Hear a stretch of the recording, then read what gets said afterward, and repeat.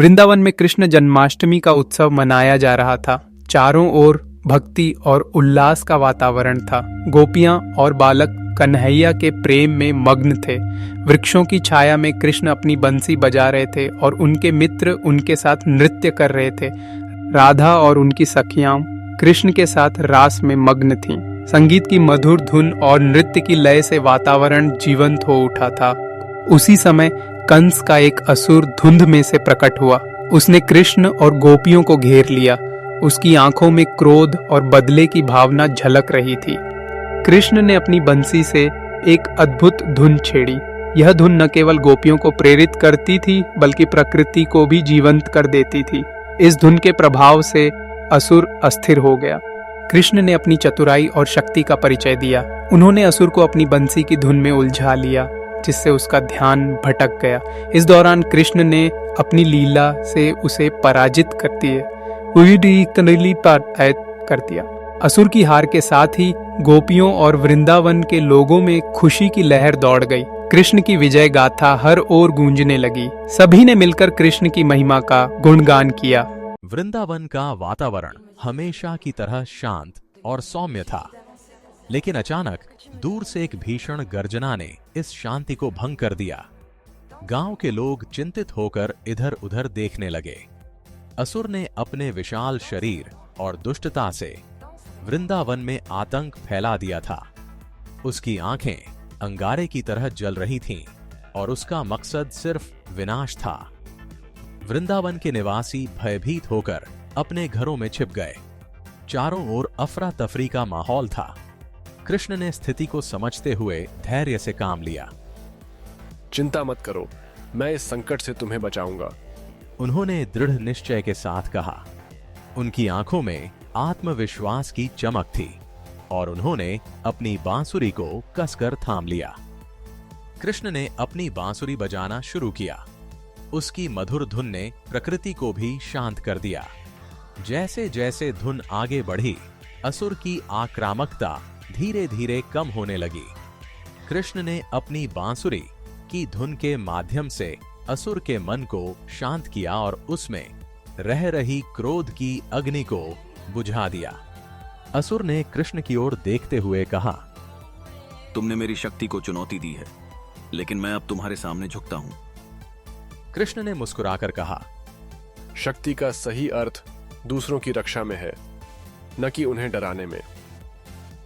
वृंदावन के लोग कृष्ण के प्रति आभार व्यक्त करने के लिए बाहर आए। उन्होंने उनकी बुद्धिमानी और साहस की सराहना की। कृष्ण ने सभी को आश्वासन दिया कि सुरक्षा उनके हाथ में है।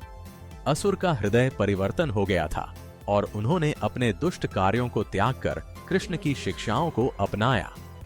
कृष्ण ने अपनी बांसुरी को फिर से बजाया और उसकी धुन ने वृंदावन को फिर से जीवंत कर दिया।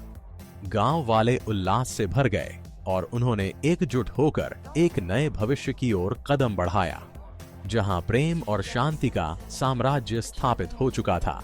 भगवान राम और हनुमान अपनी यात्रा की शुरुआत करते हैं। उनके साथ साधुओं और भक्तों का एक बड़ा समूह है, जो भक्ति और उत्साह से भरे हैं। राम के चेहरे पर एक दिव्य चमक है, जबकि हनुमान की आंखों में मित्रता और समर्पण की भावना स्पष्ट है। प्रभु, यह यात्रा हमें कृष्ण के दिव्य ज्ञान से आलोकित करेगी। हनुमान ने कहा। उनके शब्दों में गहरा विश्वास था। गोकुल पहुंचते ही राम और हनुमान को कृष्ण के स्वागत का दृश्य देखने को मिलता है। गोकुल वासियों ने फूलों की माला और दीपकों से सजावट की है। चारों ओर भक्ति के गीत गूंज रहे हैं, जिनमें कृष्ण की महिमा का वर्णन है।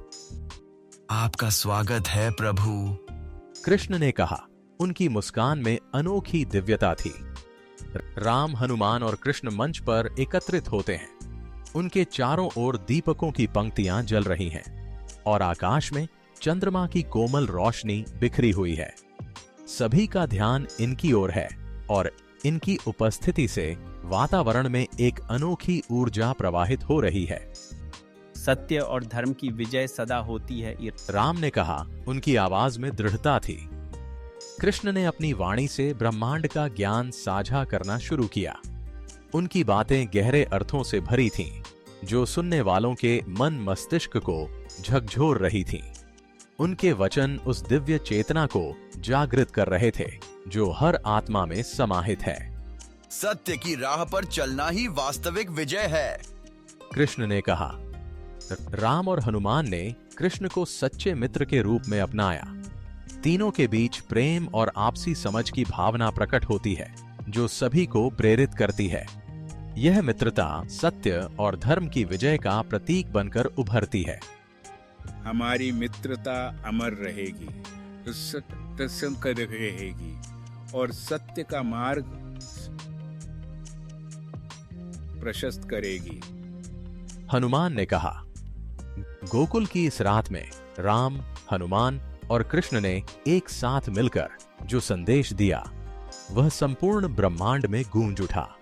सत्य, धर्म और मित्रता का यह संदेश चिरकाल तक जीवित रहेगा, जो हर आत्मा को आलोकित करेगा।